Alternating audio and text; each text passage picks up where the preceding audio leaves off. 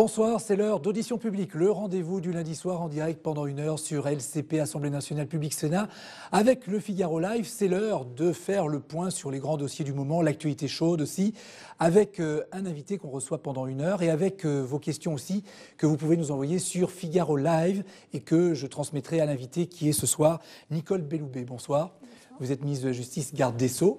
Une toute première question, parce qu'on va beaucoup parler ce soir, évidemment, puisque vous êtes l'une des premières à réagir, notamment sur les mesures qui ont été annoncées aujourd'hui pour lutter contre les violences faites aux femmes, notamment les violences conjugales au sens large. Il y a un terme qui revient souvent, c'est le mot féminicide. En termes juridiques, ça n'existe pas. Est-ce que vous souhaiteriez, vous, qu'il soit reconnu officiellement ? Alors, je ne suis pas nécessairement favorable à cette reconnaissance dans le Code pénal. Pour autant, j'utilise extrêmement fréquemment ce terme dans le langage courant.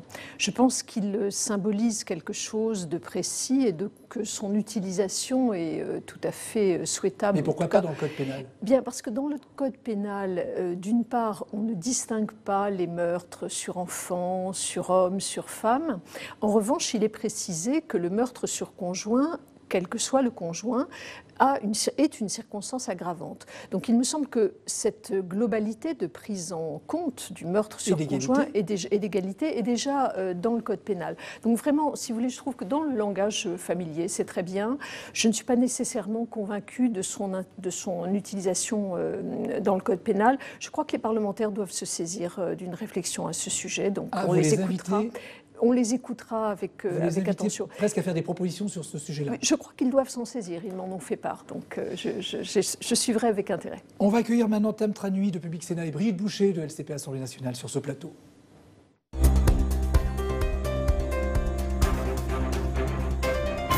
Bonsoir Tam, bonsoir Brigitte. Bonsoir Francis. Merci d'être avec nous sur ce plateau comme tous les lundis soirs. Et bien évidemment, on va commencer par toutes les annonces autour des violences conjugales qui ont été faites aujourd'hui. Brigitte. Oui, les associations de lutte contre les violences faites aux femmes réclamaient 1 milliard d'euros. Le Haut Conseil à l'égalité disait qu'il fallait entre 500 millions et 1 milliard d'euros.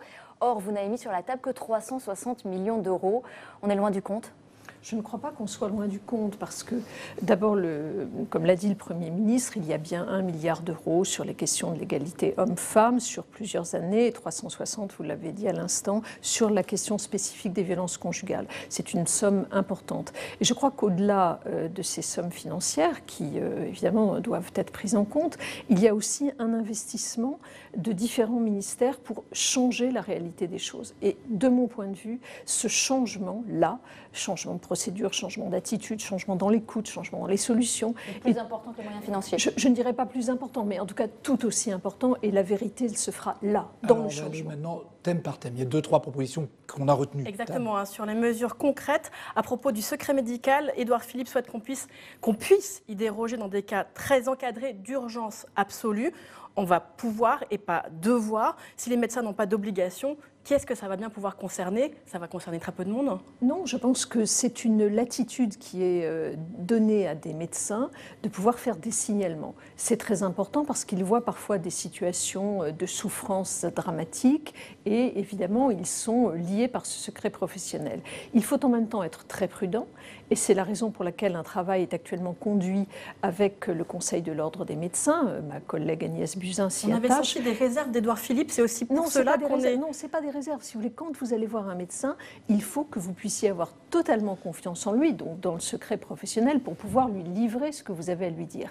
En même temps, quand il y a des femmes qui sont dans des situations de danger extrême, il est tout à fait logique que le médecin puisse être délié de ce secret-là lorsqu'il y a vraiment... Vous pensez qu'il le fera parce que je pense qu'ils le feront. Je pense qu'ils le feront. Voyez-vous, j'ai entendu des médecins parler, dialoguer entre eux, et il y en a pour lesquels ça semblait naturel. Donc je crois qu'ils le feront. Et je crois là encore que l'équilibre entre le secret professionnel et l'urgence, il se trouvera naturellement. Brigitte. Il y a le suicide forcé qui sera reconnu comme une circonstance aggravante, une forme de harcèlement conjugal finalement. Sur quoi on va au suicide.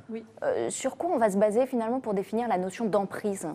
Alors, d'abord, l'emprise va faire son apparition, là, cette fois-ci, dans le texte de loi, ce qui est évidemment un point important, puisque la recherche a progressé sur ces phénomènes de violence conjugale et qu'on s'aperçoit que l'emprise, qui est une forme de, finalement, les femmes sont liées par des éléments de pression psychologique auxquels elles ne peuvent résister. Vous avez toutes sortes d'éléments, c'est un faisceau d'indices, un faisceau de preuves. En fait, c'est compliqué toujours de déterminer les causes. On ne se suicide pas du jour au lendemain dans ces circonstances-là. Il y a donc une vie antérieure, il y a des éléments, soit de pression morale, de pression psychologique, des SMS qui sont envoyés, une surveillance ça, qui est faite. Qui devra l'établir. Ce devra être établi évidemment par l'enquête. Autre mesure contenue dans le plan, la suppression de l'autorité parentale. Ça aura pour la suspension de l'autorité parentale qui pourra intervenir à la mise en examen du conjoint ou lorsqu'il y a une tentative d'homicide. Est-ce que ce n'est pas trop tard? À quel stade faut-il déclencher cette suspension d'autorité parentale? Alors, d'abord, ça pourra être fait, vous le disiez, dès l'enquête. Ensuite, je crois que ce qui est important, c'est de porter remède à des situations absurdes. Je connais des cas, des parents de victimes qui viennent me voir en me disant que l'auteur les empêche de s'occuper de leurs petits-enfants de façon normale, naturelle et simple. Ça n'est pas possible, ça n'est pas possible. Et c'est la raison pour laquelle, quand il y a eu homicide, la suspension de l'autorité parentale sera de plein droit. Dès l'enquête, vous dites, dès la mise en examen. Mais est-ce que ça ne devrait pas être dès le premier coup ? Alors, il faut tout de même qu'il y ait des éléments qui puissent être rassemblés pour pouvoir prouver qu'il y a une difficulté. Et donc là, ce sera évidemment le travail du juge. Ils ont l'habitude de faire cela. Est-ce que des consignes ont été passées ou seront passées au procureur pour que justement la chaîne judiciaire soit efficace? Il y a deux choses. D'abord, le 9 mai dernier, j'ai adressé une circulaire à tous les procureurs généraux et procureurs de la République qui porte sur la question du traitement des violences conjugales. C'est une circulaire spécifique sur cet objet-là, en requérant leur attention, en développant un certain nombre de points, d'une part. D'autre part, après que les textes de loi soient adoptés, puisqu'il y a un texte actuellement en cours de discussion au Parlement et un autre qui viendra dans quelques temps, je vais réunir au mois de janvier l'ensemble des procureurs pour évoquer avec eux ce sujet-là. Je dois dire que il y a d'ores et déjà, au moment où je vous parle, beaucoup d'initiatives qui sont prises dans différents parquets et qui sont tout à fait remarquables. Il faut maintenant que nous aboutissions à la généralisation, parce que ce qui fait la force vraiment de la lutte contre ces violences conjugales, c'est qu'il n'y ait aucune faille, aucun interstice entre le travail du syndicat de la magistrature. Non, je ne crois pas. Je ne crois pas. Franchement, je ne vois que de la volonté. Mais il faut qu'il y ait des processus, des procédures qui se mettent en place pour que, entre le parquet, le juge aux affaires familiales, le juge des enfants, il puisse y avoir vraiment un échange d'informations. Justement, pourquoi ne pas aller plus loin, aller jusqu'à des tribunaux spécialisés en violence conjugale? C'est ce qui existe en Espagne. Il y aura même bientôt des juges dont ce sera vraiment la spécialité qui auront étudié cette matière. C'est ce que nous souhaitons faire. Pourquoi pas maintenant ? Maintenant, c'est ce que nous souhaitons. Oui, mais je m'explique. Non, ce ne sont pas des tribunaux spécifiques, mais ce seront des filières de l'urgence qui seront spécialisées dans ce traitement de l'urgence. Comme en Espagne. Mais je ne suis pas sûre qu'il y ait un modèle unique. Vous évoquez le modèle espagnol qui d'ailleurs a mis des années à se mettre en place. Mais moi, je vous dis que ce qui fonctionne remarquablement, par exemple, j'étais tout à l'heure avec le président de la République il y a moins d'une heure au tribunal de Créteil. Eh bien, dans ce tribunal-là, il y a des filières spécifiques de traitement des violences conjugales et cela fonctionne remarquablement. Cela existe ailleurs, je cite Créteil, ça existe ailleurs, mais nous voulons en quelque sorte nous adapter à chaque tribunal parce que dans une grande juridiction comme à Créteil, vous pouvez avoir des chambres qui traitent spécifiquement de ces sujets-là, mais dans un petit tribunal où vous avez un nombre limité de magistrats, vous ne pouvez pas faire des chambres spécifiques. Il faut des procédures spécifiques, des procédures urgentes. C'est cela. C'est une question de moyens plus que d'autre chose. Non, pas du tout. Ça n'a rien à voir avec les moyens. Vous dites, non, je dis que qu'on des juges, assez de juges et d'autres pas assez. Mais parce que quand vous allez dans une petite ville de province, vous n'avez pas le même nombre de juges qu'à Créteil ou à Bobigny. C'est pas une question de moyens, c'est une question d'adaptation à la situation. Oui. Et donc ce que je suis en train de dire, c'est qu'il faut des procédures adaptées à chaque type de tribunal. Brigitte ? Est-ce qu'il y aura une proposition de loi en janvier? Il y en aura une visiblement. Est-ce que vous espérez un consensus politique finalement, comme pour la proposition de loi d'Aurélien Pradié sur l'éloignement? Écoutez, oui, moi je souhaite que sur ces sujets-là... C'est possible? Je pense que c'est possible. On entend déjà des critiques quand même, notamment politiques, sur le manque de moyens, notamment, puisqu'on y revient. Sur les mesures. Oui, mais les dispositions législatives dont nous parlons, elles ne portent pas sur le manque de moyens, pardon, sur les moyens. Oui. Elles portent sur les procédures, elles portent sur l'assouplissement, sur l'autorité parentale, sur l'ordonnance de protection, sur le bracelet anti-rapprochement, etc. Ça ne porte pas sur les moyens. Les moyens, ça relève d'autres dispositions. Donc vous souhaitez l'unanimité ? Vous demandez à mais si c'est possible. Non, je ne vois pas, si vous voulez... Alors, il peut y avoir des désaccords techniques sur tel ou tel point, mais je ne vois pas comment on peut s'opposer à ce type de mesures qui ont été proposées. Alors, il y a une autre réforme dont on parle, Brigitte, et on voudrait savoir si elle verra le jour. Ah oui, c'est là la réforme de la magistrature qui date de 58. C'est une information du journal Le Monde. Est-ce que vous travaillez à une réforme de ce genre ? Alors, écoutez, c'est un peu prématuré de dire que nous y travaillons, non, nous y réfléchissons. C'est prématuré de dire que la réforme est aboutie parce qu'il n'y a aucun arbitrage, que je n'ai aucune proposition définitive et stable. Mais oui, il y a des évolutions sur lesquelles nous sommes en train de réfléchir, qui sont liées, par exemple, à la question de la formation, puisque vous savez qu'il y a actuellement une mission portée par M. Thirier qui réfléchit à la formation, donc il faut réfléchir à cela.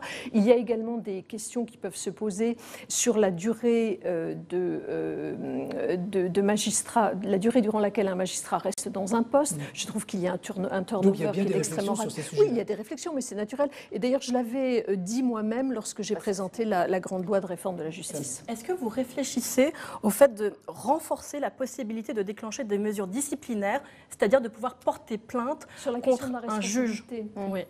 Écoutez, c'est une question qui effectivement est posée de manière récurrente. Il y a actuellement des possibilités de déclencher une procédure disciplinaire à l'encontre d'un magistrat. Lorsque les particuliers saisissent le Conseil de la magistrature, il est effectivement assez peu fréquent qu'il y ait... Le pouvoir disciplinaire ne m'appartient pas, n'est-ce pas? Moi, je peux éventuellement déclencher, mais le pouvoir disciplinaire ne m'appartient pas. Cela appartient au Conseil supérieur de la magistrature, pour faire court. Et donc, si vous voulez, c'est vrai qu'à l'heure actuelle, les possibilités d'enclenchement sont assez faibles. C'est un point sur lequel on peut réfléchir.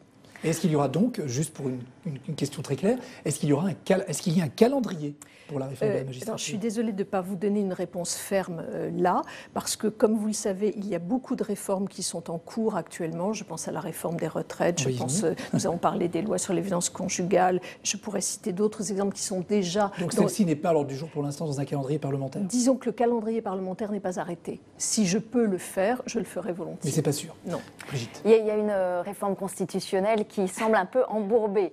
Est-ce que vous souhaitiez que cette réforme de la magistrature, l'indépendance du parquet, elle puisse figurer dans une réforme institutionnelle, quoi qu'il arrive, même si je souhaite profondément. Il pourrait y avoir une réforme que pour cette question de l'indépendance du parquet, par exemple? Si vous voulez, je pense d'une part qu'il le faudrait, parce que cela répond à des préoccupations permanentes. Cela permettrait peut-être aussi d'atténuer les soupçons qui pèsent ici et là sur l'indépendance du parquet, encore que ces soupçons n'ont pas lieu d'être, mais enfin peu importe. En tout cas, c'est une promesse qui a été faite depuis longtemps et par plusieurs majorités. Les textes sont prêts, il y a à peu près un consensus sur ce sujet-là, et donc c'est une promesse sur laquelle moi je me suis engagée, le président de la République également. Actuellement, vous le savez, il y a un projet de réforme constitutionnelle qui a été déposé. Le gouvernement l'a passé en Conseil des ministres et donc ce projet existe. J'espère qu'il pourra voir le jour. Pour compléter ce que disait Brigitte, ou pour reprendre ce que vous disiez, est-ce qu'il pourrait y avoir une réforme constitutionnelle seulement sur ce point? Mais tout est possible. Tout est possible. C'est de la portée ouverte. Mais vous le demandez. Je voudrais qu'il y ait une réforme constitutionnelle globale. Et en tout cas, je suis, en tant que garde des Sceaux, très attachée à cette évolution sur le statut du parquet. On va parler des gilets jaunes qui ont affaire avec la justice stable. Et pas eux forcément, mais les forces de l'ordre. Les forces de l'ordre. Puisque jeudi, à Paris, 3 mois de prison avec sursis ont été requis contre un CRS qui avait jeté un pavé vers des manifestants. Et puis au total, il y a près de 400 procédures pour violence qui ont été lancées à l'encontre des membres des forces de l'ordre, mais quasiment rien n'aboutit. Comment se l'expliquer? Est-ce que c'est normal? Alors, moi, ce que je voudrais dire, c'est que nous sommes en France dans un état de droit. Et que dans cet état de droit, évidemment, les policiers peuvent utiliser la force de manière proportionnée et de manière, évidemment, circonstanciée. C'est ce qu'ils font. Non, justement, puisqu'il y a eu une condamnation.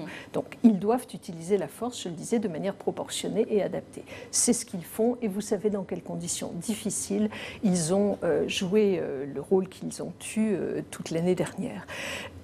Nous sommes dans un état de droit. Donc, toute utilisation non proportionnée sera évidemment soumise à une enquête, à une information judiciaire et fera l'objet, le cas échéant, d'une sanction. Pourquoi est-ce que cela prend du temps? Tout simplement parce qu'il y a des informations judiciaires qui sont en cours, que cela est long. Encore une fois, parce qu'il faut, dans l'utilisation de la force, démêler ce qui relève de l'utilisation normale et d'une utilisation disproportionnée et inadaptée. Et donc, ces informations judiciaires sont longues, elles aboutiront. Ce n'est pas deux poids, deux mesures, comme l'estiment certains manifestants. Non, je comprends qu'ils puissent le dire, mais ce n'est pas deux poids, deux mesures. Et il n'y a pas de comparution immédiate pour les forces de l'ordre. Je viens de vous dire, ça pourrait arriver. Il y en a pour les manifestants. Mais oui, mais parce que, si vous voulez, nous sommes dans deux situations différentes. D'un côté, vous avez des policiers qui ont pour tâche le maintien de l'ordre public, qui doivent donc prendre les mesures adaptées. De l'autre, vous avez parfois des manifestants qui utilisent la violence. Parfois, pas tous. Je fais bien la distinction. Oui, et donc, il est normal que dans ces situations-là, il y ait des appréciations qui soient plus complexes dans un cas. Dans ce cas d'enquête, c'est confié à l'IGPN, la police des polices. Une enquête judiciaire. Oui, mais il y a quand même l'IGPN. Est-ce que c'est un gage de transparence ? Écoutez, ce sont des autorités, ce sont des institutions indépendantes. L'inspection générale de la justice est indépendante également de moi et fournit des rapports, vous l'avez vu, sur les violences conjugales. Le rapport qui a été remis récemment sur les cas de féminicide d'il y a 2 ou 3 ans, c'est un rapport qui est quand même assez dur pour la justice. Eh bien, c'est pareil pour la police. Oui, je crois à l'indépendance des inspections, bien sûr. Et par ailleurs, il y a une information judiciaire qui suit. Puisqu'on parle des sujets d'actualité, il y a les retraites aussi, dont on va parler, Tam. Effectivement, le gouvernement qui est convoqué pour une grande réunion ce week-end pour montrer qu'il se mobilise. Est-ce que c'est une mise en scène pour montrer que vous ne céderez pas sur la question des retraites? Pas du tout. Alors de quoi s'agit-il? Alors ce n'est pas une mise en scène. Puisque vous êtes fine journaliste, vous avez observé que nous avons régulièrement des séminaires gouvernementaux. Généralement, ils sont le dimanche d'ailleurs, parce que c'est le seul moment où l'on peut travailler dans le calme par rapport à des semaines qui sont très chargées. Donc bref, nous avons dimanche un séminaire gouvernemental qui sera évidemment consacré, pour partie en tout cas, à la réforme des retraites. C'est pas du tout une mise en scène. Cela veut simplement... convoqué dans l'urgence quand même. Mais pas du tout. Pas du tout. Non, on vient de l'apprendre. C'était prévu de longue date. C'était prévu, oui. C'était prévu. Parce qu'elle fait au lac. Mais non. Enfin, franchement, les séminaires gouvernementaux, on ne les convoque pas des mois à l'avance. Et par ailleurs, nous sommes prévenus déjà depuis une semaine. Donc, c'est une dépêche à région urgent AFP tout à l'heure. C'est pour ça qu'on se dit, tiens. Les ministres peuvent être informés avant les journalistes. Mais vous comprenez pourquoi on se pose la question de l'urgence. Les avocats vont se mobiliser le 5 décembre pour la grève des retraites. Est-ce que les avocats sont des corporatistes comme les cheminots, par exemple? Disons que les avocats sont dans une situation particulière puisqu'ils ont un régime autonome actuellement et que ce régime autonome, il l'envisage comme pouvant fonctionner dans la durée. Ce n'est pas l'analyse qu'a fait le Conseil d'orientation des retraites qui pense que la démographie de la profession des avocats ne permettra pas au bout d'un certain moment de continuer à avoir un régime équilibré et donc nous, il nous semble intéressant qu'ils puissent rejoindre le régime universel qui est proposé. Ça les oblige à doubler leur cotisation? Non, pas du tout. Ça, c'est ce qui a été véhiculé par les avocats, que j'ai reçu avec Jean-Paul Delevoye à 2 reprises, et nous avons échangé des informations. Nous ne sommes pas entrés dans une négociation, je tiens à le dire ici, puisqu'ils ne le souhaitaient pas, mais en tout cas, nous avons échangé des informations. Il n'y a pas de réflexe corporatiste de la part des avocats, là? Je vous le dis, ils ont un régime autonome qu'ils estiment corporatiste, parce qu'on dit ça des cheminots. Est-ce qu'on pourrait dire la même chose des avocats? Je vous réponds, Chacun monsieur défend, Letellier. Je vous dis qu'ils ont un régime autonome qu'ils souhaitent voir perdurer. Comme les cheminots? Peut-être comme les cheminots. Sauf que les cheminots... Non, les cheminots, ils ont un régime spécial. Là, ils ont un régime autonome. Vous ne les mettez pas dans la même catégorie? Régime spécial et régime autonome, ce n'est pas la même chose. Non, effectivement. Et donc, vous faites la différence de traitement entre les avocats et les cheminots? Non, mais si vous voulez me faire dire qu'ils ont un réflexe corporatiste, je ne vous le dirai pas. Bon, d'accord. Ne cherchez pas à me le faire dire. Non, voilà, je vous dis simplement qu'ils ont un régime autonome, qu'ils ne veulent pas rentrer dans le régime universel. Moi, je trouve ça regrettable. vraiment, parce que je trouve un peu difficile de comprendre pourquoi on ne veut pas rentrer dans un régime universel, surtout à partir du moment où nous leur faisons des propositions de négociation d'une phase de transition qui pourrait être longue. Il va falloir les revoir, alors, les syndicats de... Ah mais je vous dis, je les ai Mais déjà... encore une fois, il va falloir les Je revoir. les ai déjà revus, je les ai déjà vus 2 fois. Oui. Je suis prête à les revoir autant de fois que nécessaire. Tam. En tout cas, le 5 décembre, s'annonce une grande journée de grève. Est-ce que vous êtes favorable à la proposition de Bruno Retailleau qui veut instaurer un droit au transport public garanti avec des réquisitions de grévistes? Qu'est-ce que vous en pensez?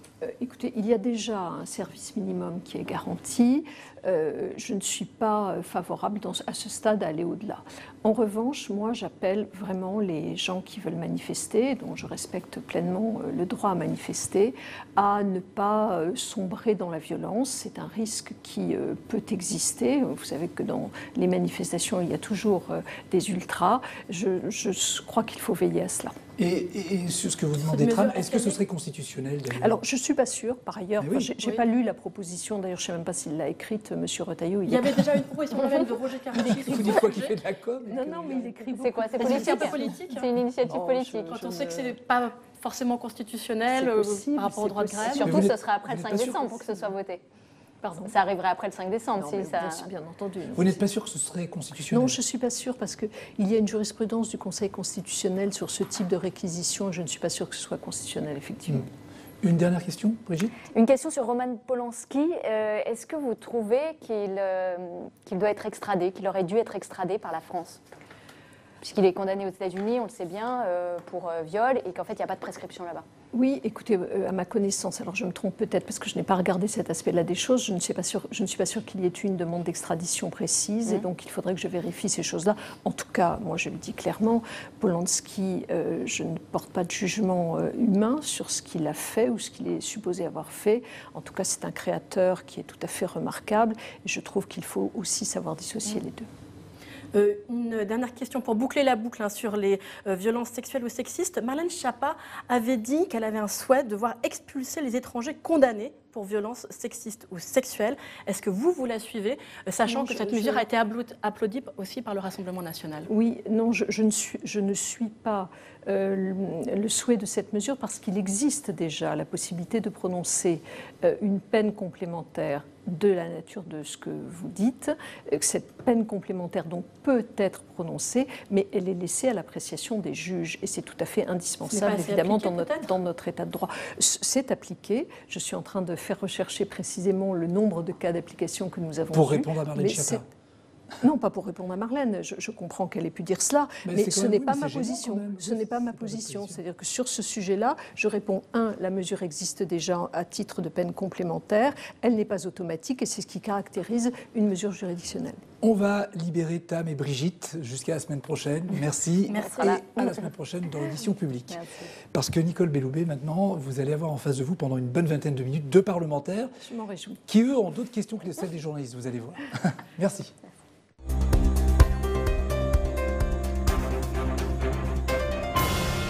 Mais des questions de parlementaires qui sont aussi d'autres questions de réforme qui sont dans l'air du temps ou de débat. Alors vous avez en face de vous Hugo Bernalicis, bonsoir. Vous êtes député de la France Insoumise du Nord. Et Jérôme Bacher, bonsoir. Vous êtes sénateur Les Républicains de l'Oise.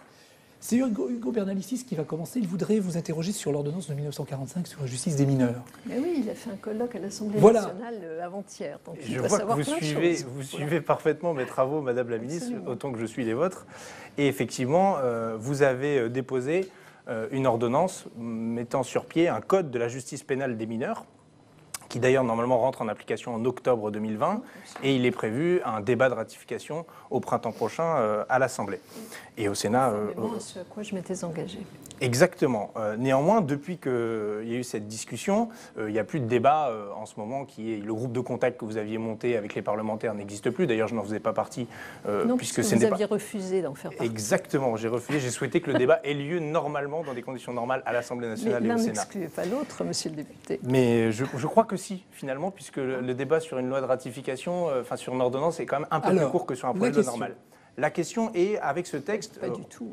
avec ce texte, on va vers quelque chose de beaucoup plus répressif, avec potentiellement plus d'enfermement, alors qu'on enferme déjà beaucoup de mineurs en France. On est un des pays européens qui enferme le plus, que ce soit incarcération ou dans les centres éducatifs fermés. Et je pense que vous ratez là une occasion, ce n'est pas tout le temps qu'on peut réformer la justice des mineurs, de faire justement une réforme de la justice des enfants. D'ailleurs, on a des juges des enfants, on n'a pas des juges des mineurs.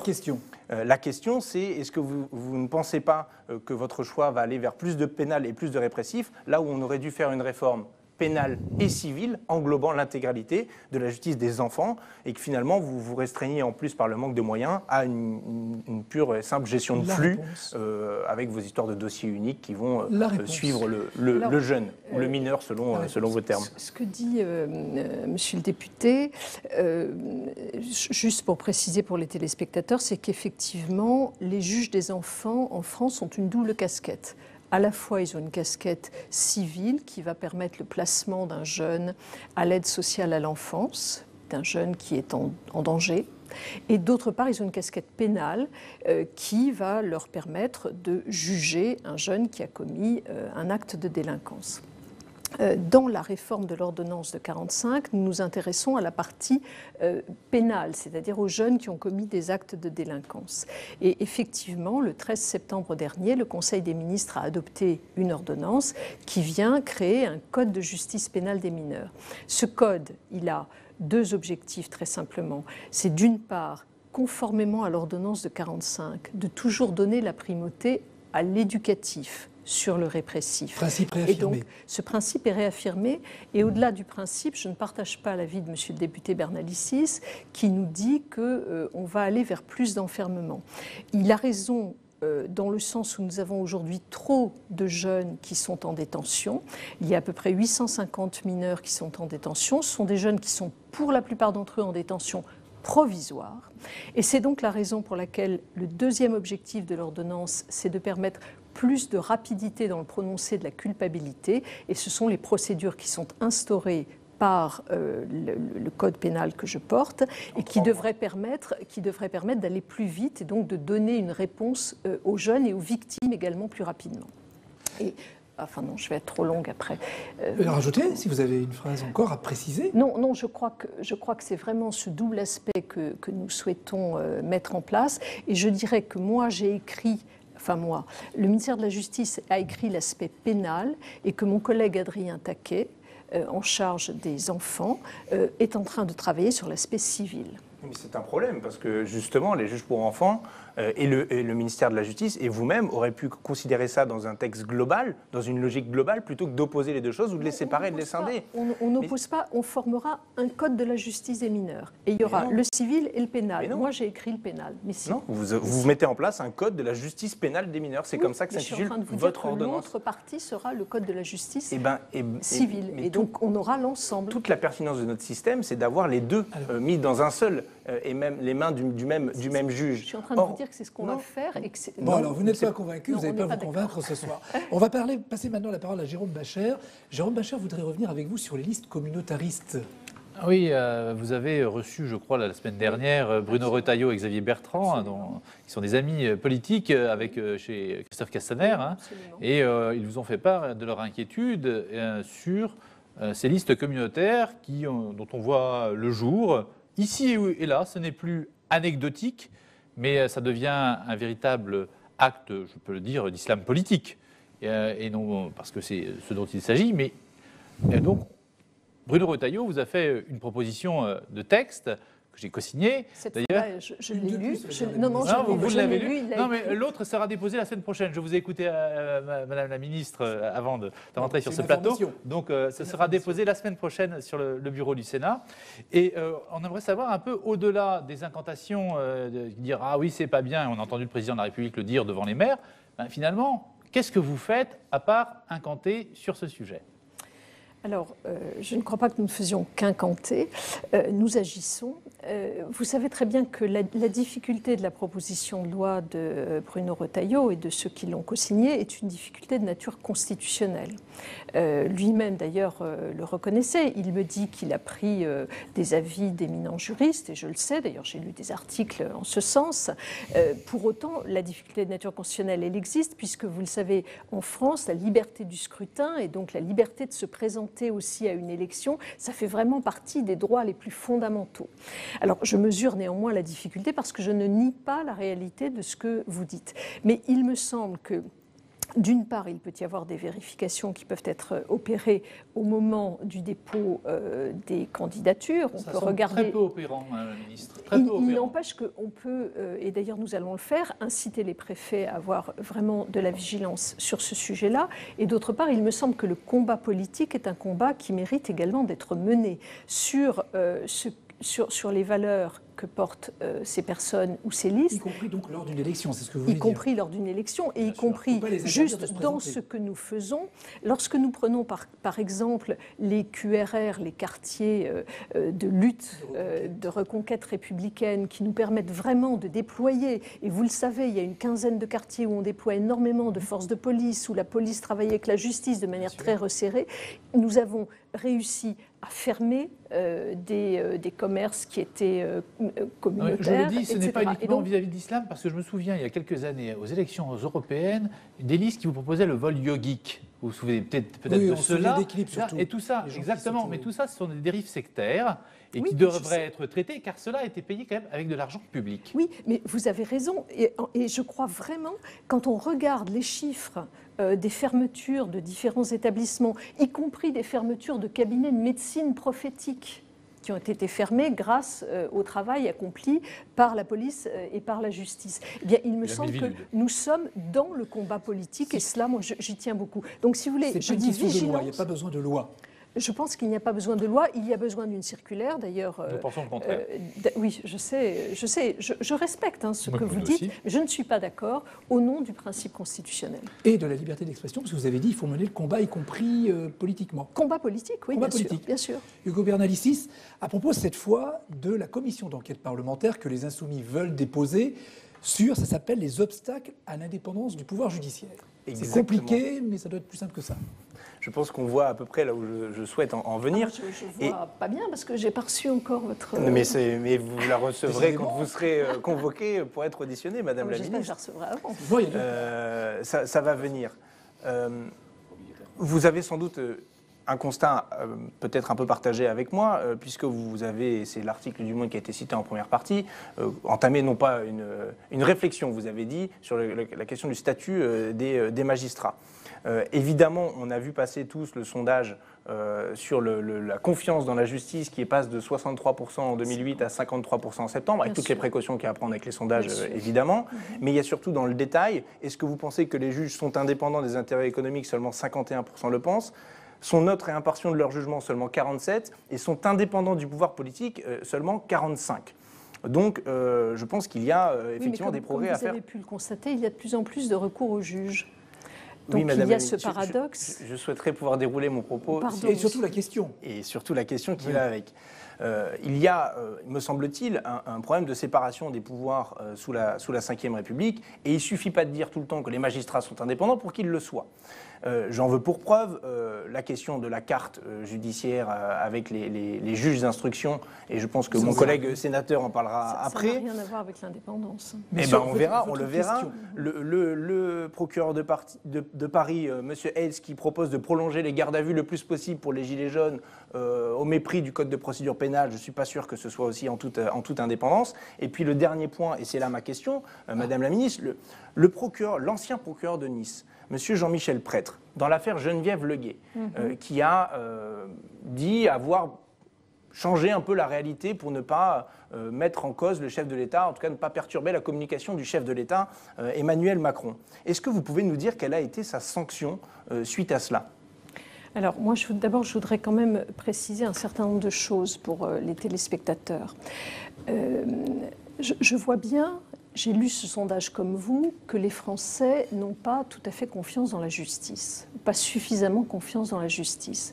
Mais ce qu'ils reprochent à la justice, c'est sa lenteur, son peu de clarté et sa complexité. Et des doutes sur son indépendance. C'est surtout ça. Non, mais j'ai lu ce sondage de manière précise, qui est d'ailleurs paru dans l'Express, de manière précise.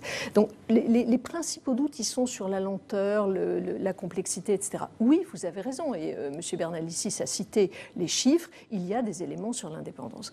Moi, sur l'indépendance, je voudrais dire deux choses. C'est que d'une part, dans le système français, il n'y a aucune instruction, mais aucune instruction donnée dans les affaires individuelles. D'abord, je pense que absolument aucune. Vous savez qu'il y a un précédent, aucune, monsieur Bernalicis, un de vos prédécesseurs qui sort de la Cour de justice de la République, monsieur Urvoas, non, mais il n'a pas donné justement sur ce sujet-là. Il n'a pas donné d'instruction, il a transmis une information à quelqu'un d'autre. C'est pour ces raisons qu'il a été condamné. Ce n'est pas une instruction. Et, donc vous avez des remontées d'informations comme tout le monde. Mais ça n'est pas une instruction, monsieur Bernalicis. D'accord, très bien. Il ne faut pas tout mélanger, si vous voulez que nos concitoyens comprennent. Je dis que dans les affaires individuelles, il n'y a aucune instruction donnée. Et je sais bien que les politiques, parfois, lorsqu'ils sont gênés aux entournures dans certains aspects, ont parfois tendance, n'est-ce pas, à nous dire que des instructions sont données. Ce n'est pas le cas. D'abord parce que ce serait totalement contraire à l'état de droit. Enfin, ça, c'est un grand mot, mais je veux dire, ça nous viendrait même pas à l'esprit, monsieur Bernalicis, de décrocher mon téléphone pour dire à un procureur, dites donc, dans cette affaire-là, vous voudrez bien faire ce ça. Ça ne me viendrait pas à l'esprit. Sur l'affaire Le Guet, parce qu'il y avait une question Alors, précise. sur l'affaire Le Guet que vient d'évoquer Hugo Bernalicis, le procureur de la République a tenu des propos, moi, qui m'ont stupéfié en disant oui, j'ai fait ça pour ne pas contredire, je crois, le président de la République. Oui. Mais qu'est-ce que vous voulez Il est toujours en poste, il n'y a pas de sanction, c'est ce que demandait Hugo. Il n'est plus en poste. Il n'est plus en poste là où il était. Oui, mais ce n'est pas une sanction, Madame la Ministre. Il n'est plus en poste à Nice, il est devenu avocat général. Il est mieux payé d'ailleurs. Et alors, ça, c'est pas un problème. Non, mais on s'imagine que quand on a fait une bêtise, on n'est pas mieux payé à la fin. Dans une autre juridiction, écoutez, les mutations, les évolutions sont... C'est un sujet, lorsqu'il y a sanction de payer quelqu'un. Je vous signale en plus. par ailleurs que dans ce cadre-là, nous travaillons avec avis conforme du Conseil de la magistrature. Jérôme Bachelard. C'est pour ça que vous souhaitez le réformer, j'imagine. Qui ? Le Conseil supérieur de la magistrature. Je n'ai pas parlé d'une réforme là-dessus, j'ai parlé de la question du statut des magistrats. Jérôme Bachelard voudrait intervenir sur, vous l'avez évoqué, l'histoire des projets de suppression de postes de juges d'instruction. Oui, on a été très surpris, et vous avez été entendu par la Commission des lois du Sénat sur le sujet, et ça rejoint un peu la même question. L'un de vos conseillers a envoyé un mail à un conseiller du Premier ministre sur les futures affectations de magistrats suivant les résultats des élections dans un certain nombre de communes. Moi, Madame la Ministre, ma question elle est simple. Vous avez estimé que c'était une maladresse, je crois que ce sont vos mots. J'ai même prononcé le mot d'erreur. Une erreur, très bien. Quelle a été la sanction pour ce conseiller? Quelle a été la sanction, vous voyez, pour le procureur? Il y a un moment, les Français ne comprennent plus, Madame la Ministre, que parce qu'on est en cabinet ministériel, et je sais très bien ce que c'est, vous ne soyez pas sanctionné. Je comprends que vous n'ayez pas été mis au courant, c'est presque ce que vous nous avez dit. Donc, quelle est la sanction que vous avez prononcée en disant il y a une erreur majeure, une faute lourde? Madame la Ministre, on va être entre nous. Non, on n'est pas tout à fait entre nous. Non, entre nous. Je sais ce que je dis.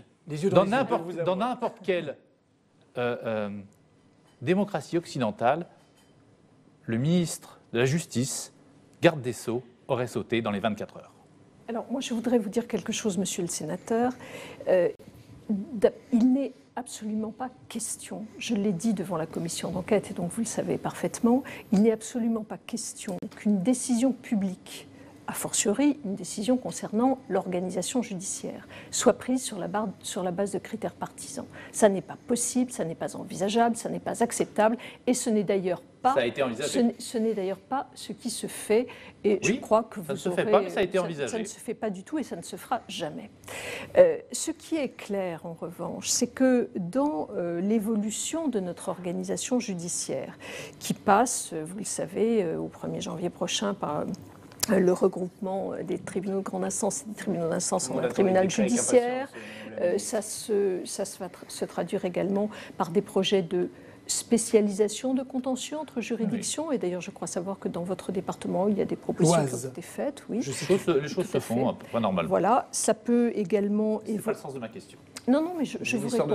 J'ai eu l'occasion de préciser que l'ensemble de ces décisions, notamment sur les spécialisations, sur les éventuelles évolutions des juges d'instruction, se feraient selon des critères clairs et transparents, après avis des conseils de juridiction où siègent les élus, les avocats, etc.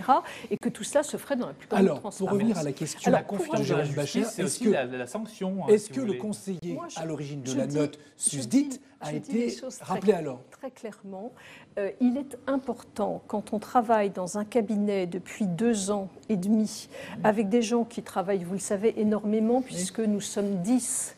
C'est la première fois que nous sommes 10 dans un cabinet. Moi, c'est-à-dire aussi peu, c'est ça que vous voulez dire. Je fais confiance à mon cabinet et qu'une erreur mérite d'être une erreur de ce mais niveau-là. elle n'a été suivie d'aucun effet. Elle n'a été suivie d'aucun effet, monsieur le sénateur. Est-ce qu'il y a eu sanction? Est-ce qu'il a été sanctionné, ce conseiller? Mais non, il n'a pas été sanctionné. Parce qu'il y a eu une fuite, Madame la Ministre, sur ce sujet. C'est différent. Vous parlez de... non, il y a eu une fuite sur une erreur majeure, et c'est pour ça que vous dites que vous ne sanctionnez pas. Ça me rappelle furieusement l'affaire Benalla, dans laquelle c'est parce qu'il y a eu une fuite qu'il y a eu une sanction. Vous cherchez à tout mélanger. Non, moi je dis clairement, j'ai confiance dans mon cabinet. Il y a une sanction, Madame la J'ai confiance dans mon cabinet, je le redis ici clairement, et je maintiens cette confiance. En revanche, sur le fond de l'affaire, je suis intransigeante. Les décisions concernant la justice, comme les décisions publiques, ne se font absolument pas sur des critères partisans. Voilà. Maintenant, Hugo Bernalicis, vous vouliez parler de la situation dans les prisons. Oui, mais c'est quand même inquiétant qu'à chaque fois, la défense de Madame la Ministre, c'est je le dis, au mépris des faits, quoi. D'accord. Mais non, au mépris des faits, Madame la Ministre. Eh ben, on verra quand vous supprimerez les juges d'instruction après les élections municipales. Mais il sera trop tard. Vous allez surveiller la carte des suppressions de juges. Mais tout le monde la surveille déjà. J'imagine qu'il doit y avoir des tas de remontées auprès du cabinet de la garde des Sceaux sur le sujet. Oui, alors... Non, mais je m'aperçois que vous n'avez aucun fait précis à me citer, parce qu'il n'y en a pas. Si, il y a un mail qui est très précis. Je ne parle pas de ça. Je dis dans les faits, qu'avez-vous à montrer qui relève de critères partisans? Rien. Parce que rien ne relève de critères partisans. Bien. La question sur les prisons, Hugo Bernalicis, parce que c'est un domaine que vous connaissez bien, par ailleurs. Oui. Mais il connaît bien la justice en général. En général. La prison, on a une augmentation encore pour 2020 de 5,55% des crédits. Elle absorbe l'essentiel du budget de la justice. Puisqu'on n'a que 0,32% d'augmentation des crédits sur la justice judiciaire pour 2020. Est-ce que vous pensez, Madame la Ministre, que construire des prisons, c'est véritablement la priorité quand on voit la faiblesse des moyens qui sont mis sur le milieu ouvert? J'en veux pour preuve, par exemple, le placement à l'extérieur. Souvenez-vous, je vous ai interrogé sur le sujet en commission. Le placement à l'extérieur, pour ceux qui nous regardent, c'est des mesures alternatives à l'incarcération. Style les bracelets électroniques? Alors non. C'est des mesures beaucoup plus resserrées où il y a un encadrement de la personne sous main de justice. Il y a plusieurs dispositifs. Ça peut être, par exemple, la ferme de Moyenbry, qui est le dispositif emblématique, où vous faites de la culture maraîchère pendant 6 mois, 1 an et demi. D'accord. Ces budgets-là sont gelés, sont les mêmes. Ils n'ont pas plus 5,55% d'augmentation au sein même de l'administration pénitentiaire. Donc la question, est-ce que vous ne trouvez pas qu'on est en train de faire un peu n'importe quoi en mettant tous les moyens sur la construction de places de prison, alors même qu'on est en difficulté pour recruter des surveillants et qu'il manque de moyens sur le milieu ouvert? Sans compter que l'objectif à la fin, ça reste quand même la prévention de la récidive. Non, parce qu'il n'est pas d'accord, vous le savez. Je sais bien qu'il n'est pas d'accord. Mais c'est facile. On sait bien, vous et moi, que l'objectif, c'est la prévention de la récidive et qu'aujourd'hui, l'incarcération, ce n'est pas le meilleur taux de prévention de la récidive. La réponse Monsieur de Bernalicis, vous savez très bien que je partage le fond de votre analyse, pas ses résultats. Vous savez très bien que je souhaite clairement qu'on puisse prononcer des sanctions qui soient adaptées pour les personnes qui ont commis des infractions ou des crimes, des sanctions adaptées. Parmi ces sanctions adaptées, il y a la prison, mais il y a aussi d'autres sanctions, vous citiez... le travail d'intérêt général. Bon. Donc, à partir de là, toute la loi qui a été votée par vous-même en mars, enfin par le J'ai voté Parlement contre. en mars 2019. C'est une loi qui vise à une meilleure adaptation des sanctions à la peine, des sanctions aux infractions. C'est la base de ce que nous faisons. C'est la base. Pour autant, 20 millions d'euros en moins et sur la permettez-moi de vous justice signaler que les premiers résultats montrent une inflexion de la courbe des détenus très légère liée aux premières mesures que nous avons prises. Pour autant, nous avons une surpopulation carcérale. Nous avons, vous le savez, 70 000 détenus, 60 000 places de prison. 71 000. Donc, d'accord. Donc, il faut forcément créer des places nouvelles. Mais ces places nouvelles que Non, il nous faut créons, sortir des gens de prison, madame la c'est ministre. ce que je vous ai... Je ne dis pas sortir des gens de prison, je dis trouver des peines adaptées. La conséquence, c'est que la surpopulation carcérale devrait diminuer un peu. Pour autant, on aura toujours beaucoup de gens en prison et il faut les traiter là aussi par un parcours de peine adapté. Juste, je termine là.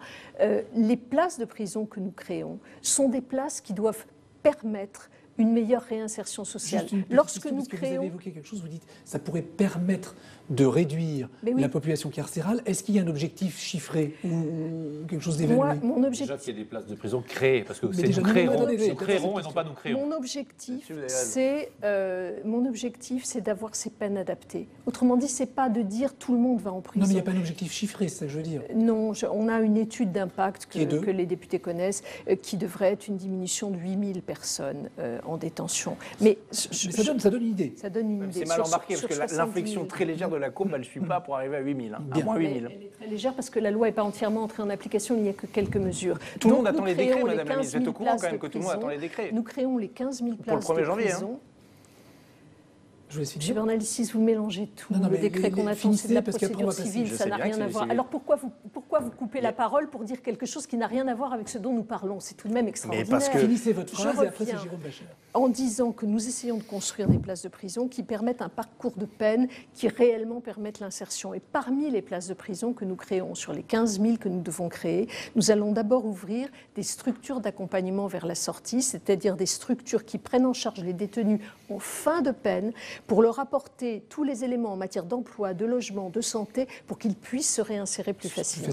Jérôme Bachelard, une dernière question concernant la réforme constitutionnelle. Ça, c'est un thème qui vous intéresse. Bah oui, mais c'est un thème qui intéresse, parce que Madame la ministre connaît par cœur la Constitution et son passé plaide pour elle. Mais le gouvernement avait promis une réforme de la Constitution, aujourd'hui elle est repoussée sine die, et depuis tout à l'heure, je vous entends dire, ce n'est pas prévu par la Constitution, c'est inconstitutionnel, et donc il n'y a pas de solution. Pourquoi ne remettez-vous pas sur la table la réforme constitutionnelle avec ses vrais sujets, Madame la ministre, avec ses vrais sujets, et non pas des sous-sujets comme le président de la République l'avait fait dans sa campagne électorale, alors que les vrais sujets qui sont la laïcité, par exemple, qui sont les listes donc communautaristes, qui sont les sujets que j'ai évoqués précédemment, aujourd'hui, ça on n'en parle plus. Donc quand est-ce que vous remettez un vrai projet constitutionnel sur la table? Monsieur le sénateur, le projet, il est sur la table puisqu'il a été adopté en Conseil des ministres. Donc il Sans est sur date la fixe. table. C'était une première Et historique. je retiens que Une vous première considérez historique. comme sous-sujet les éléments qui s'attachent à la différenciation territoriale. J'avais cru comprendre que vos collègues Non, ce n'est pas- sénateurs... c'est pas ce sous-sujet-là, sont Madame la ministre. Vous voyez bien donc, lequel. Sous-sujet que serait la différenciation territoriale, la démocratie participative, l'indépendance de la justice. Non, ce ne sont l'indépendance, pas c'était un des, peu ce ne léger. sont pas des L'indépendance, on était sous-sujets. d'accord, vous le saviez. Donc, je sais, puisque je l'ai dit tout à l'heure. Donc non, je crois que les thèmes qui sont dans la révision constitutionnelle sont des thèmes qui sont des sujets solides et sur lesquels, évidemment, il y a un votre débat qui révision doit oublie s'engager. plein de Mais sujets, n'oubliez comme vous pas, l'avez- monsieur je le viens de vous le montrer, sénateur, comme vous l'avez démontré n'oubliez vous-même. pas que si le document, si ce projet n'est pas encore soumis à débat, c'est parce que nous avons beaucoup travaillé avec le Sénat, Oui. que nous étions sur un presque accord, Oui. je crois pouvoir le dire, en Oui. matière de réforme constitutionnelle stricto sensu, mais comme vous l'avez dit vous-même au Sénat, le président Larcher l'avait dit, il faut quelque chose de global. Avec les Il y lois avait organiques des désaccords et les lois demeurant normales. sur les lois Sur le- organiques, sur le c'est-à-dire contenu. le nombre de sénateurs, etc. Donc là-dessus, nous ne sommes pas pas que encore... Bien. Mais pas que Nous ne la- sommes pas Merci. encore au bout de notre Merci réflexion. Hugo Bernalicis, merci Jérôme Bachelard d'être venu sur le plateau d'audition publique et d'avoir mené le débat avec la ministre de la Justice. C'est presque aussi chaud qu'à l'Assemblée nationale ou au Sénat, hein, ici. nous, c'est pas- C'est c'est respectueux. très Merci. respectueux. Ah, mais j'ai pas dit. Comme au J'ai Sénat. pas dit. Merci beaucoup, en tout cas, d'être venu sur ce plateau. Nicole Belloubet, on va accueillir maintenant Yves Tréhard du Figaro, qui va vous mettre à la question aussi.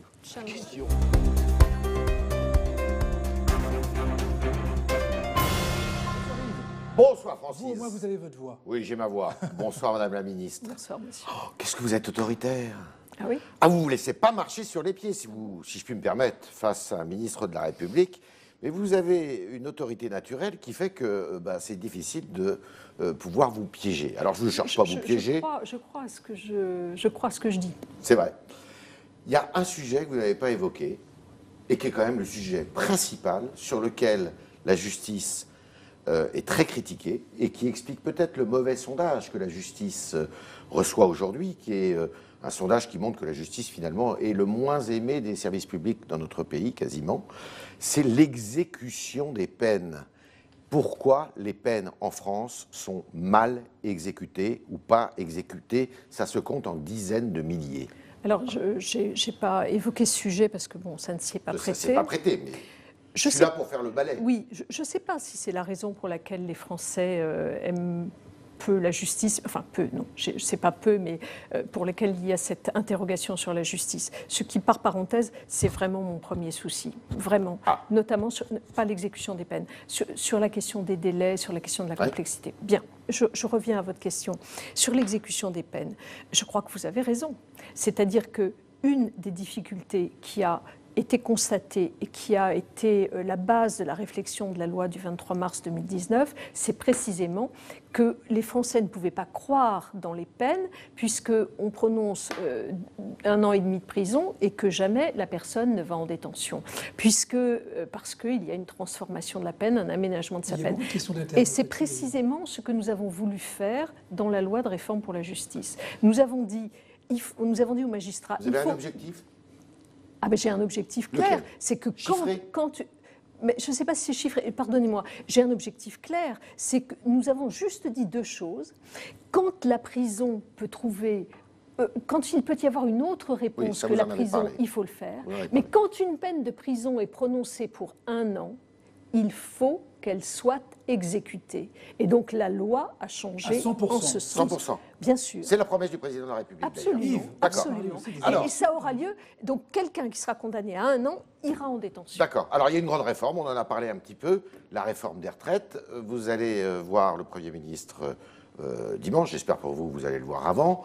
Vous êtes mal à l'aise là quand même. Hein. C'est mal parti cette réforme. Le gouvernement. Non, je crois que le gouvernement, si vous voulez, ce qu'a voulu le président de la République et le Premier ministre, je crois, c'est garder un système par répartition et un système qui soit universel. Vous êtes sûr que cette réforme sera votée d'ici à la fin du quinquennat?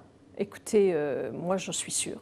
Ah bon? Moi j'en suis sûre. Et si ça bloque à partir du 5 décembre et qu'on va... Nous sommes dans une attitude, je parle pour le gouvernement, dans une attitude ouverte où nous disons il faut que cette réforme se fasse parce que sinon nous courons à la catastrophe.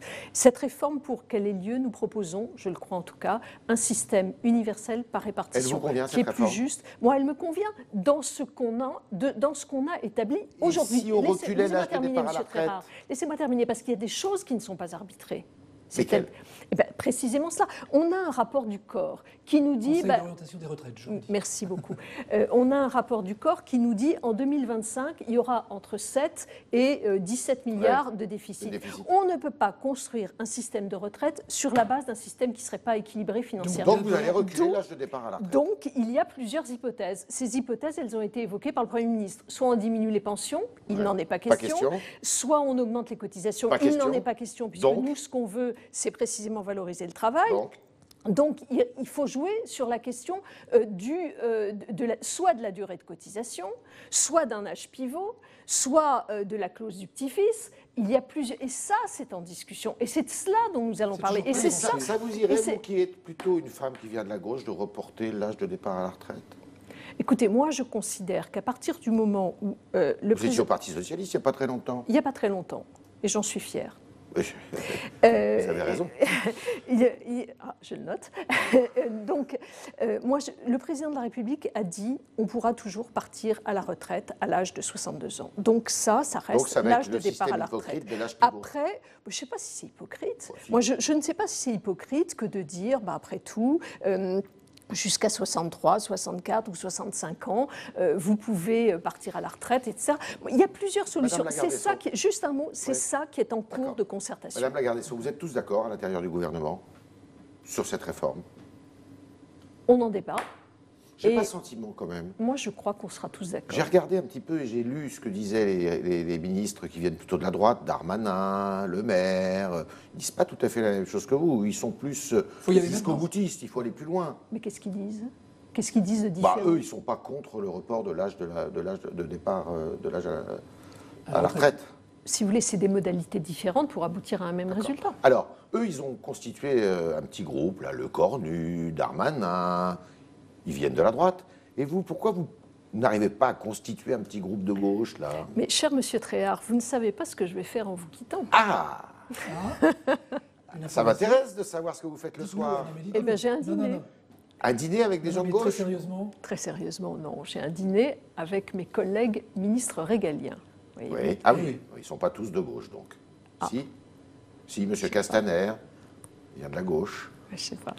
Monsieur Le Drian. J'ai un dîner avec mes collègues régaliens et c'est avec grand plaisir. Et qui viennent de la Ceux gauche. qui en viennent de la effet. gauche, effectivement. Christophe Castaner, Jean-Yves Le D'accord. Drian, vous le disiez. Oui, Jean-Yves Le Donc, Drian, on donc en il parle existe un souvent. club de gauche Non, chez les j'ai pas- ministres. non, il n'existe pas un club, il existe des rencontres amicales Alors, qui peuvent parfois prendre des formes différentes. Une question sur laquelle vous êtes prononcé, vous l'avez dit, vous êtes contre les quotas sur l'immigration. Je n'ai pas dit que j'étais contre. Et d'ailleurs, de ce point de vue-là, je n'aimais alors vraiment pas une feuille de papier à cigarette entre la position du Premier ministre et la mienne. J'ai dit simplement que dans les expériences précédentes, quand on a des quotas trop rigides, du genre il nous faut 2201 plombiers, Oui. ça ne marche pas. Mais en revanche, et le Premier ministre a utilisé le terme lui-même, il dit mais on peut très bien, dans les métiers en tension, établir des fourchettes. Et ça me semble tout à fait normal. C'est ça que j'ai voulu dire. C'est ça seulement que j'ai voulu dire. Un autre sujet, pour faire vite, le référendum d'initiative partagée sur notamment Aéroport de ADP, Aéroport de Paris. Donc on va arriver peut-être d'ici à la fin de l'année à 1 million de signataires. Est-ce que vous seriez pour que finalement ce référendum ait lieu? Moi, Même si ce n'est pas inscrit dans la Constitution. Non, mais le Parlement s'est prononcé. Je trouve très curieux qu'on engage une procédure de référendum d'initiative partagée, à peine le Parlement s'est-il prononcé. Et donc ça, moi, ça me gêne dans sa conception. C'est la raison pour laquelle, d'ailleurs, dans la révision constitutionnelle dont vous parliez tout à l'heure, Ouais. nous avons mis des dispositions à la fois pour faciliter ce À partir d'un référendum, million de signatures. mais en même temps pour faire en Vous sorte lié au million de qui- signatures. Est-ce que ce ne serait pas le moment Bah de ouais. donner Non, l'exemple, mais de dire pas- tiens, ben, on va mais- essayer oui, mais Parce nous qu'on n'arrive sommes- pas à faire la Non, réforme. mais là, Vous sur n'arrivez pas. ADP, d'abord, je ne suis pas sûre qu'on arrive aux 4,5 millions. Mais Mais un million, justement. oui, mais non, je trouve honnêtement que la difficulté là, c'est parce que le Parlement venait juste de se prononcer. Et je trouve qu'on ne peut pas on ne peut pas jouer la démocratie participative contre la démocratie représentative. Et donc là, ça n'allait pas. Vous êtes pour la privatisation d'ADP, d'Aéroport de Paris. Moi, je trouve que le ministre de l'économie, tel qu'il a proposé Ça vous l'évolution d'ADP, c'est-à-dire avec une privatisation encadrée, c'est tout à fait possible dans la mesure où les fonctions de service public restent préservées. Yves, sur le Vous- municipal, peut-être Oui, municipal. Vous non, avez je dit ne que vais vous pas avez. à Toulouse. Vous n'allez pas à Toulouse? Non, Parce que vous avez été conseillère municipale à Toulouse. non, j'ai été première adjointe. Première adjointe, mieux que ça encore. Et ça vous dit rien de retourner? Non, Ce qui ne vous empêcherait pas d'être ministre, j'ai eu d'ailleurs. l'occasion de le dire à plusieurs reprises, et quelles que soient les fonctions, je trouve qu'on peut difficilement être et avoir été. J'ai été très investie à Toulouse et sur la région Midi-Pyrénées. C'est une période de ma vie qui est terminée. J'ai été très heureuse d'avoir cet investissement local. Ça me donne, je crois, une compréhension de territoire Ce qui réel. manque au président de la République, peut-être? Non, je peux dire ça. Non. Non, mais je vous Pas pose la dit- question. Moi, Non, je je pense pose une question. qu'on ne peut pas dire, ah, mais celui-là, il lui manque ça, celui-là, il Le lui manque président de ça. la République avait dit même à un moment, c'est ringard d'avoir été député pour être président de la République.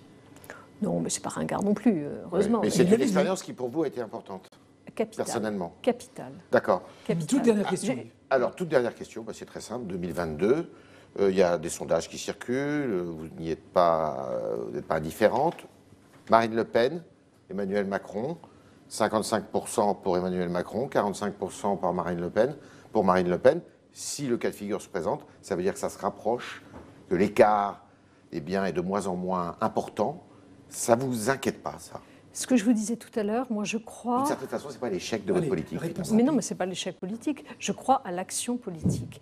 Les premiers résultats. Mais vous n'êtes pas inquiète, c'est ça que vous demandez. Non, non, je ne suis pas inquiète. Je suis vigilante. C'est comme sur les listes communautaristes dont nous parlions tout à l'heure. Ouais. Je ne suis pas inquiète, je suis vigilante. Et moi, je crois à l'action politique. Les premiers résultats de l'action conduite par le gouvernement se font clairement sentir. Vous le voyez sur le chômage, vous le voyez sur plein d'autres éléments.